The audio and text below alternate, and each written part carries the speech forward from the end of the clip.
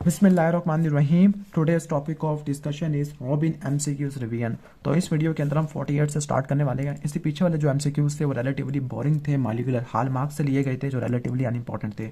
48 से हम स्टार्ट करने वाले हैं जो कि केमिकल कार्सिनोजन वाले से रिलेटेड है। इससे प्रीवियस वीडियो अगर आपने नहीं देखी तो आप उन वीडियोस को भी देख लेना, ठीक है। तो जल्दी जल्दी स्टार्ट करते हैं कि फैक्ट्री में बंदा काम करता था, प्लास्टिक पाइप की फैक्ट्री थी, नोजिया वॉमिटिंग हो रही थी। फिजिकल एग्जामिनेशन में पता चला कि राइट अपर क्वाड्रेंट का पेन है, दैट मीन्स का लीवर है, और जो लीवर का कैंसर होता है वो किसकी वजह से होता है, वो विनाइल क्लोराइड की वजह से होता है। विनाइल क्लोराइड क्या करवाता है, हेपेटिक एंजियो सार्कोमा करवाता है, एंजियो सार्कोमा करवाता होता है, ओके, हेपेटिक एंजियो सार्कोमा होता है, ठीक है। अब जो आर्सेनिक है, आर्सेनिक की वजह से स्किन का कैंसर होता है, ये ऑक्यूपेशनल कैंसर वाले टॉपिक के अंदर है। एस्बेस्टोस की वजह से प्लूरल मैलिग्नेंट मीजोथीलियोमा हो जाता है, मीजोथीलियोमा हो जाता है, ओके। इसके अलावा ब्रोंकोजेनिक कार्सिनोमा वगैरह भी हो सकता है एस्बेस्टोस की वजह से, ठीक हो गया। इसके बाद नेक्स्ट है कि जो बेंजीन होती है, बेंजीन की वजह से ल्यूकेमिया काफ़ी ज़्यादा कॉमन होती है, ओके। जो बेरिलियम का एक्सपोजर होता है तो बेरिलियम की वजह से इंटरस्टिशियल लंग डिजीज हो सकती है, इंटरस्टिशियल लंग डिजीज हो सकते हैं। निकल की वजह से रिस्पिरेटरी ट्रैक कैंसर हो सकते हैं। और लास्ट में बीटा नेफ्थलीन है, तो जो बीटा नेफ्थलीन है इसकी वजह से यूरिनरी ट्रैक कैंसर हो सकते हैं। 49 की तरफ आते हैं। तो क्वेश्चन नंबर 49 के अंदर वजाइनल ब्लीडिंग है, एक हफ्ते से है, ओके, ठीक है। तो फिजिकल एग्जामिनेशन में पता चला कि लोअर एब्डोमिनल मैस है, एंडोमेट्रियल बायोप्सी की गई है, तो वहाँ पे एंडोमेट्रियल कार्सिनोमा है। और आपको पता है कि जो एस्ट्रोजन होता है एंडोमेट्रियल कैंसर को बढ़ा देता होता है, ठीक हो गया। तो हिस्टेरेक्टमी परफॉर्म की गई है। तो माइक्रोस्कोपिकली जो ओवेरियन मैस था वो ग्रैनुलोसा थीकल सेल का था जो कि एस्ट्रोजन को प्रोड्यूस कर रहा था। तो इन दोनों न्यूप्लाज्म के दरमियान क्या रिलेशनशिप होगी, जो एस्ट्रोजन होता है, एस्ट्रोजन एंडोमेट्रियल ग्रोथ बढ़ाता है, इसके अलावा ये ओवेरियन ग्रोथ भी करवा देता है, ओवेरियन ग्रोथ भी करवा देता होता है। तो ये कार्सिनोजेनेसिस को प्रमोट कर रहा होता है, ठीक है, एस्ट्रोजन। इसके बाद आ जाओ आप 50 एमसीक्यू की तरफ। 50 एमसीक्यू में सेक्रेटरी की तरफ पर पाल्पेबल नोड्यूल है साइड ऑफ नेक के ऊपर। फिजिकल एग्जामिनेशन पता चला कि जो नोड्यूल है वो राइट लॉब ऑफ थायराइड के अंदर है। डीएनए की सीक्वेंसिंग देखी गई तो वहाँ पर आरईटी जीन के अंदर रीअरेंजमेंट है। तो कौन सी फाइंडिंग रेलिवेंट हो सकती है, ओके। तो जो रेडिएशन होती है वो ऑन्कोजेनिक होती है, जो रेडिएशन की वजह से ज़्यादा जो कैंसर होती है वो थायराइड की हो सकती है, बोन की हो सकती है, और ल्यूकेमिया हो सकती है, ओके। तो बेस्ट ऑप्शन हमारा क्या होगा, रेडिएशन एक्सपोजर है, क्योंकि इसकी वजह से थायराइड की कैंसर ज़्यादा कॉमन होती है, बोन की होती है, और ल्यूकेमिया वगैरह हो सकता है, ठीक हो गया। और आरईटी जीन के अंदर रीअरेंजमेंट भी इसी की वजह से हो सकती है। इसके बाद है 51 की तरफ आती है। 51 के अंदर बताया हुआ है कि डार्क पिगमेंटेड मोल होते हैं on the back of hand है, लीगन्स बढ़ गई है और ब्लीडिंग करना शुरू हो गई है। डार्कली पिगमेंटेड एरियाज है स्किन के ऊपर, यानी कोई स्किन का कैंसर लिखा हुआ है, ठीक है। तो स्किन का कैंसर होता है सन एक्सपोजर की वजह से या अल्ट्रावायलेट की वजह से। तो वो किससे होगा, अल्ट्रावायलेट रेडिएशन की वजह से कैंसर आपको देखने को मिल सकता होता है। 52 की तरफ चलते हैं। तो 52 के अंदर मल्टीपल सेक्सुअल पार्टनर की हिस्ट्री है, विजाइनल ब्लीडिंग है, यूट्राइन सर्विक्स के अंदर कोई कैंसर नजर आ रहा है। माइक्रोस्कोपिक एग्जामिनेशन पता चला कि ह्यूमन पैपिलोमा वायरस की कोई ट्यूमर है। तो जो ह्यूमन पैपिलोमा वायरस होता है ये किस तरह से इन्फेक्शन करवाता है, तो जो ह्यूमन पैपिलोमा वायरस है ये रेटिनोब्लास्टोमा के जीन को इनएक्टिवेट कर देता है। जो ह्यूमन पैपिलोमा वायरस है ये दो प्रोटीन प्रोड्यूस करता है, E6 और E7। जो E6 होती है ये बाइंड कर देती होती है P53 के साथ, और जो E7 होती है रेटिनोब्लास्टोमा के पास जाके बाइंड कर देती होती है, ओके। आगे चलते हैं, क्वेश्चन नंबर 53 है। तो क्वेश्चन नंबर 53 के अंदर क्या बताया हुआ है, तो क्वेश्चन नंबर 53 के अंदर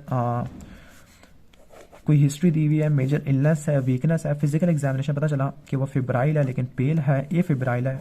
अगर आप काउंट को देखो तो हीमोग्लोबिन ठीक है, हेमाटोक्रिट भी चलो, प्लेटलेट काउंट को देखो, डब्ल्यूबीसी काउंट को देखो कितना ज़्यादा हुआ है डब्ल्यूबीसी है, तो इसका मतलब कोई ना कोई लिम्फोसाइट का ट्यूमर हो सका है। जो लिम्फोसाइट का ट्यूमर होता है वो ह्यूमन टी सेल लिम्फोट्रॉपिक कैंसर करवा देता है। तो बेस्ट ऑप्शन हमारा ह्यूमन टी सेल लिम्फोट्रॉपिक कैंसर होगा। इसके बाद इंट्रावेनस ड्रग यूज़र है, इंट्रावेनस ड्रग यूज़र की हिस्ट्री दी हुई है, और आपको पता है कि जो इन्फेक्टेड नीडल्स होती है उसकी वजह से हेपेटाइटिस बी और सी का इन्फेक्शन काफ़ी ज़्यादा कॉमन होता है। जो सीरोलॉजिकल टेस्ट होती है उसके लिए काफ़ी ज़्यादा कॉमन है, डैट मीन्स हेपेटोसेलुलर कार्सिनोमा हो चुका है, ओके। और कैंसर किस तरह से होता है, पहले इन्फ्लेमेशन होती है फिर जीन्स में चेंजेस आना शुरू हो जाती है। क्वेश्चन नंबर 55 की तरफ चलते हैं। हिस्ट्री दी गई है क्रॉनिक वायरल हेपेटाइटिस की दी हुई है, ओके, ठीक है। और आपको पता है कि जब लीवर का कैंसर होता है तो लीवर के कैंसर के अंदर कौन सा ट्यूमर मार्कर बढ़ जाता है, तो उसका नाम है अल्फा फीटोप्रोटीन है। इसके बाद 56 है। 56 के अंदर स्टेजिंग बताई हुई है TRN1M1 है, ओके। तो जो TRN1M1 होती है ये किस चीज़ को इंडिकेट कर रही होती है? ओके, यानी कैंसर है, और कैंसर वाले बंदों के अंदर क्या होता है? कैशेक्सिया काफ़ी ज़्यादा कॉमन होता है। 57 की तरफ आ जाओ। 57 के अंदर फेस की पफिनेस है, फेशियल एडिमा है, सिस्टोलिक हाइपरटेंशन है, यानी हम इसको कुशिंग सिंड्रोम वगैरह कह सकते होती है। कुशिंग सिंड्रोम होता है। ओके, तो कुशिंग सिंड्रोम किसकी वजह से होता है? कॉर्टिकोट्रोपिन की वजह से होता है। इसके बाद 58 है। 58 के अंदर हिस्टोलॉजिकल सेक्शन लिए सॉरी यूरिन के अंदर ब्लड है। सिस्टोस्कोपी में पता चला कि एक्सोफिटिक मैस है जो कि राइट ब्लैडर को इन्वॉल्व कर रहा है, पैपिलोमा हो चुका है। ओके, तो कौन सी टेक्निक अप्लाई करेंगे तो कैटेगराइज सेल ऑफ ओरिजिन है। तो जो सेल ऑफ ओरिजिन को कैटेगराइज करने वाली कि बिनाइन और मैलिग्नेंट है तो वो इम्यूनोहिस्टोकेमिस्ट्री होती है। 59 की तरफ चलते हैं। तो 59 के अंदर इतना लंबा चौड़ा सिनेरियो दिया हुआ है। क्रोनिक कफ है फॉर पास्ट 3 मंथ। इसके बाद एग्जामिनेशन में पता चला कि स्ट्राइडर है, उन इंस्पायरेशन है। चेस्ट रेडियोग्राफ के अंदर 5 सेंटीमीटर राइट हाइलर मैस है और स्क्वेमस सेल कार्सिनोमा आ चुका है।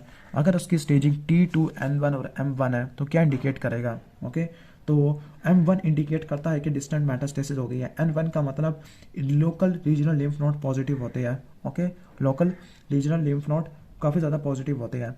इसके अलावा यहाँ पे कॉर्टिकोट्रोपिन की सिक्रेशन हो रही है। तो कॉर्टिकोट्रोपिन की सिक्रेशन बताती है कि कोई ना कोई एक्टोपिक हार्मोन की प्रोडक्शन है। ओके, ठीक है, तो मोस्ट प्रोबेबली कैंसर किसका हो सकता है? ब्रेन का मेटास्टेसिस हो सकता है, क्योंकि अगर कॉर्टिकोट्रोपिन का लेवल ज़्यादा होता है तो वो पैरानियोप्लास्टिक को इंडिकेट करता है। तो मोस्ट प्रोबेबली क्या होगा? ब्रेन मेटास्टेसिस है। ओके, यानी M1 मेटास्टेसिस को शो कर रहा है। 60 की तरफ चलते हैं। लास्ट MCQ का कि the rapid frozen section 76 year old women has reported a change in the okay, तो उसके स्टूल के कैलिबर में चेंज उसने नोट किया। फिजिकल एग्जामिनेशन पता चला कि कोई एब्डोमिनल फाइंडिंग नहीं है, लेकिन उस स्टूल का सैंपल है उसमें थोड़ा बहुत ब्लड आ रहा है। कोलोनोस्कोपी परफॉर्म की गई तो कंस्ट्रक्टिंग मैस था लोअर सेगमेंट कोलोन के अंदर। पार्शियल कोलेक्टमी परफॉर्म की गई है। तो कौन सी टेक्निक सर्जरी के अंदर यूज़ की जा सकती है जिसकी वजह से सर्जन को ये पता चलेगा कि रिसेक्शन इनफ है to reduce the probability of recurrence है? तो ये होती है रैपिड फ्रोजन सेक्शन होती है। मतलब फ्रोजन सेक्शनेशन होती है, ये हमें बताती है कि जो कोलोन का काफ़ी सारा पार्ट रिसेक्ट हो गया है और इसके रिकरेंस होने के चांस काफ़ी ज़्यादा कम होते हैं। ओके, जो फाइन नीडल एस्पायरेशन होती है, पहला इलेक्ट्रॉन माइक्रोस्कोप है। इलेक्ट्रॉन माइक्रोस्कोप को 1 दिन चाहिए परफॉर्म कराने के लिए और हमें पता चलता है सेल टाइप का। इसके बाद है fine needle aspiration. Fine needle aspiration pre operative procedure के लिए परफॉर्म की जाती होती है। ओके, ठीक हो गया, लेकिन अब ये रिप्लेस हो गया इम्यूनोहिस्टोकेमिस्ट्री से। फ्लो साइटोमेट्री क्यों परफॉर्म की जाती है? काफ़ी घंटों में परफॉर्म की जाती है, लेकिन ये प्रोग्नोस्टिक फिनोमिना के लिए करी जाती है कि थेरेपी सही तरह काम कर रही है या नहीं काम कर रही। ओके, इसके साथ रेडियोलॉजिकल इमेजिंग है। रेडियोलॉजिकल इमेजिंग देखने के लिए ये भी प्री ऑपरेटिव डायग्नोसिस के लिए होती है, ठीक है, या पॉसिबल मेटास्टेसिस के असेसमेंट के लिए। जो ट्यूमर मार्कर्स होते हैं ये भी प्री ऑपरेटिव, यानी ये तीनों क्या होती है? प्री ऑपरेटिव डायग्नोस्टिक के लिए इस्तेमाल हो सकती है, प्रोग्नोसिस के लिए इस्तेमाल हो सकती है, या प्री ऑपरेटिव डायग्नोस्टिक फिनोमिना के लिए इस्तेमाल हो सकती है। तो हमने ऑलमोस्ट रॉबिन के सारे MCQs को डिस्कस कर लिया है। दिनमान वाले MCQs को हमने छोड़ दिया है क्योंकि वो तो रिलेटिवली बोरिंग है और वह किसी काम के नहीं है। तो अगर आपको वीडियो अच्छी लगी हो तो वीडियो को लाइक कर देना, चैनल पर नहीं हो तो सब्सक्राइब कर देना।